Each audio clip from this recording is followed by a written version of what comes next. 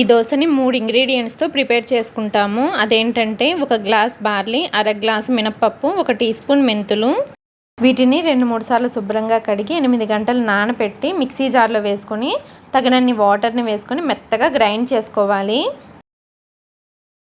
ఇలా మెత్తగా పిండి వేసుకున్న తర్వాత ఈ పిండిని 8 గంటలు పులియనివ్వాలి. పిండి అనేది 8 గంటలు పులిసిన తర్వాత రుచికి తగినంత ఉప్పుని వేసుకోండి. పిండి కూడా కొంచెం గట్టిగా ఉంటుంది, అందుకని తగినన్ని వాటర్ని వేసుకొని గరిటె జారుడుగా పిండిని కలుపుకోవాలి. పిండిని గరిటె జారుడుగా కలుపుకున్న తర్వాత ప్యాన్ని బాగా వేడి చేసుకోవాలి. ప్యాన్ బాగా వేడైన తర్వాత 1 నుండి 1.5 గరిటెల వరకు పిండిని వేసుకొని కొద్దిగా మందంగా దోశని స్ప్రెడ్ చేసుకోవాలి. ఇలా వేసుకున్న తర్వాత దోశని 2 వైపులా కాల్చుకొని సర్వ్ చేసుకోవడమేనండి. Thanks for watching.